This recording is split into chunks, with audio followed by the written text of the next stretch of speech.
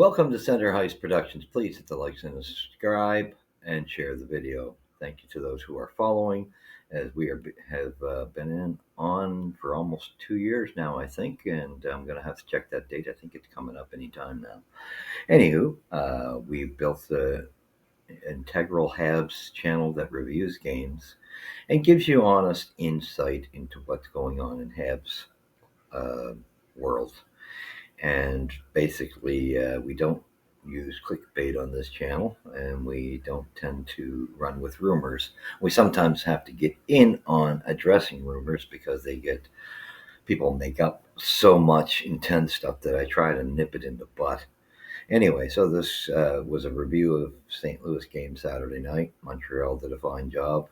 Finally played as a team. 5-2 victory. Still had issues, but much better. The effort made the difference, and that's key and crucial. And the defense had a good showing. And Montembeault played average. Again, he played well. I wouldn't say he stood on his head. Cole Caulfield continued this. So we'll start this. One goal in the first period for Montreal, 2 goals each in the second, 2 goals for Montreal to finish the game. And it was Montembeault versus Binnington. Cole Caulfield scored 7th goal of the season. Kirby Dach had an exceptional goal with his first goal since 2023 as we beat St. Louis 5-2. Montreal jumped out to a 2-0 lead with goals from Dach and a bomb missile from Jake Evans. Beautiful goal. He's been playing so well this season before the Blues tied it with 2 goals of their own with Perriaco and Neighbors. Montreal replied with Alex Newhook getting a goal and with a beautiful setup from Dach. Caulfield managed to keep his scoring going at the end of the second period. Beginning of the third, they kept control, and Yoel Armia added an empty netter. First star wasn't even in question. Kirby Dach, a goal and assist, +1. Exceptional game for Kirby and the effort that he made to get that first goal. And you could see swagger in his game after he got that goal. So this could be a good thing for Kirby going forward. And it's done good to boost him on, even though he's playing the wing with Caulfield and Suzuki. And, it's not quite the same jealous slap, but it's doing Kirby some good, and maybe that gets him rolling. Second star was David Savard with an assist and a +1. Jake Evans had an exceptional game, and Jake Evans has been playing exceptional all season. Gallagher, Jake Evans, and Heineman have been the 3 best players on Montreal for the entire season, like consistency. And Evans gets a goal and assist +2. Scoring summary starts off first period 8:34 with that missile from Evans, assisted by Armia. Beautiful pass, and David Savard getting it to Armia. What a beautiful goal it was. 1:12 into the second period. Kirby Dach gets his, and he worked for this one. It was an open net, but he made sure he wasn't missing it. Assisted by Suzuki and Matheson. It was nice to see him get on the board. 1:33, Colton Perriaco scores, assisted by Matthew Joseph and Suter. 4:02, Neighbors scored, assisted by Saad, who had an exceptional game for St. Louis, and Shem. 14:04. Excuse me.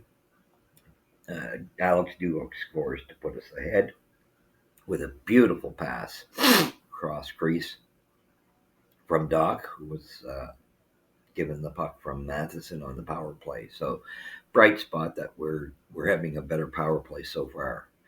It might be a goal a game, but it's better than what we faced last season. So that's an improvement. But what a pass. If Newhook would have missed this, it just would have been, seen him miss a few like this season. 5:19, Cole Caulfield gets another goal. Beautiful shot, assisted by Suzuki and Hudson being in on it. 16:49, Yoel Armia gets a goal to get the monkey off his back. Assisted by Dvorak and Jake Evans with the empty net. 31 shots to 26. It was close for the Blues. Montreal 24 hits to 18. Face-offs 28 to 22. For the Blues, 0 for 3 on the power play for the Blues, 1 for 3 Montreal. 6 penalty minutes each. Giveaways 19 to 17 for the Blues. 6 takeaways to 5 for the Canadiens. 19 block shots for the Habs. 16 for the Blues. So that being said, it was a much better played game. However, we have to realize there are no real superstars on the St. Louis Blues, and they're playing a different style. We've had a hard time with them last season and prior to when they were coached under Berube. So under this new system, maybe a little bit of relief, although we showed up as well. But they're a well-balanced team. No superstars, like I say, but I have to say, Jack, I had a good first game back. Played with discipline. Good to see. The defense played well. See, I kind of like Jack and Struble together. They seem to gel well. I think it's a little tricky with Mike Matheson and Mayu. There's been some goals scored with that pairing on the ice. Coverage-wise, seems to get blown a bit, so they haven't gelled quite to that degree together. Hudson and Savard seem to do all right. Hudson, he just makes so many beautiful plays, and tonight, whereas on Tuesday, Savard was putrid. Tonight he was much better, backing up Hudson better. So it was a good performance that way. I'm so pleased for Kirby Dach. What more can I say?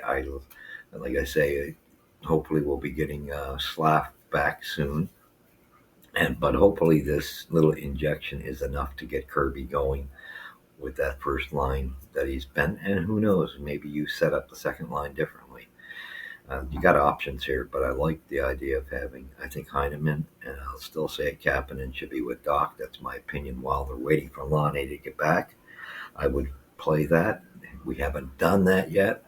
We've had Kapanen with Dach. We haven't had Heineman, and Heineman deserves to be rewarded. And I think Galley deserves to be rewarded. Evans has to stay put because he's so valuable in his role on that third line. So he's so exceptional at center and kills a lot of penalties. Just plays both ends of the ice very well. So you can't move him. He's just, I wish everybody was built like Evans mentally. They give, and heart. But good response from the team. Much better. That's how you got to. There were still errors by the defense. We still had some issues. We had moments, ups and downs, but we dealt with them better and didn't get overwhelmed. And I think that's the key of being able to bounce back, even though they go through some troubles. And that's the catch. But they were all on the same page. And I'm going to hit a couple of issues here that I'm tired of. Just a reporter that it was reported, I think it was on Fanatics or Yardbarker. I will come in the next episode and try to find that who it was. And I think it was from TVA Sport. And I was just very unimpressed with his. And this is a problem with what I say in reporters in Quebec. In Montreal, they will put a story any which way they like to, which could be the farthest thing from the truth. And just their spin on it, and they like to create chaos. So I'm going to put a nip in the butt. Marty St. Louis is doing a fine job as coach. He's got things to learn. Oh yeah, there are things I don't agree with, like the defensive system. I don't agree with, and I don't like the difference in how he treats different players when they're all in a boat of not performing properly. They all should be treated the same. That's my opinion. And so I just think veterans are getting off the hook, getting rewarded. Like, Anderson's played better now that he's been on the penalty kill, but he's gone missing at times like he did. He loses coverage and has these farts of he doesn't know who to cover. So with that being said, this was a positive game. Let's keep it that way. And I will be, as I was saying to you, I'm dealing with software issues. Although I have a tech coming in very shortly, we're going to you start using different software because this program I use just has far too many issues. So I thank you for bearing with me, and then we'll be able to come live to you at times too. So thank you for joining me. You've seen it here at Center Ice. Let me know your comments. Keep it civil. We do that. We're all adults. We're all entitled to an opinion. Oh, also, I just wanted to address, and here was another one, and it really bothers me that George LaRock, he started stirring up crap with because Jack Eye's out of the lineup. Well, Jack Eye, unfortunately, wasn't playing well. He admitted it himself. So George needs to back off and stop trying to like pour gas on fires because I hope that Jack Eye's smart enough to ignore that. You can be close to it, be friends with somebody, but you can ignore some of the nonsense because I'm sorry. George LaRock is a hero in his own eyes, and I like George, but he was nothing when he came to Montreal. His career, it was what he did in Edmonton. Sorry, he was real let down in Montreal, to tell you the truth, for what he was supposed to bring. So, but he's got, I like what he says about the team at times, what we need, grit wise. But I find he stirs up and puts bad ideas in young players' minds, and Jack Eye needs to avoid that at all costs. Get on the right track and stop trying to say, oh, well, if Montreal ain't going to use him, the entire league would love to have Jack Eye. You know what? You're just stirring. You're pouring gas on the fire, and we don't need it. Jack Eye's a good defenseman. He brings something, yes, but he's got learning to do, and I do agree. However, I don't like the way he's being treated overall because I find veterans are getting away with bloody murder effort-wise. So I'd like to see that change. But however, I also see that there's like 4 young defensemen, Jack Eye being one of them. I find Barron's even lower than Jack Eye in my books. Some people will put Barron ahead of Jack Eye. I think they both got issues, different types of issues. Struble hasn't, been up there yet, but we can excuse him with he's only just come back into the lineup, but he plays fairly solid when he gets rolling. So I think he's a bit above Jack Eye, and Mayu is kind of below Jack Eye and Barron, but is doing all right. He is NHL material. He's just the rookie. So you can give him a lot more breaks because he is the rookie, and Lane Hudson falls in that, but Lane's got such high IQ and the shifty moving he's different. He's a different species altogether. So I don't even put him in that equation. He's one of our top defensemen, and I'd love to see Gooley back, but I'm very concerned with Gooley's health. This guy is phenomenal and shows he's the number 1 defenseman in the future, but if he can't stay healthy, he's not going to be there. It'll be impossible. We'll be filling that hole all the time. So this is something that's getting really concerning. But for me, I think I just think that we need to watch these rumors because reporters are diving all over making something of nothing. I've also heard, Eric Ingles come out with a report on the weekend. And I seen the same press conference, and Eric adds a word, and I know he's the first guy that gets Montreal info, but he adds a word to his little stories. Again, that's called reporter garbage, and it drives me nuts because I seen the interview. Yes, Marty made it clear that he's given Jack Eye warnings. He did not say the word final warning. And if I'm incorrect, you show me where you said final, and then I'll accept it.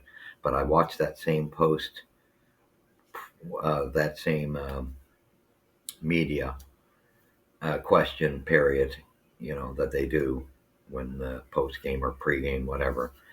I think it was pre-game. I seen that same episode, and I did not see Marty say it was Jack Eye's final warning. See, this is guys stirring the crap and pouring gasoline on situations. They need to stop. They'll do anything to get a story, but here we are trying to get a good team our team back in shape, and we got people trying to mess with the cohesiveness of our group. So be aware of that. Ignore these guys that put it, and always fact check them, because, like I said, I did not hear Marty St. Louis in that pregame questionnaire period. He got a little touchy, for sure, but and he's right.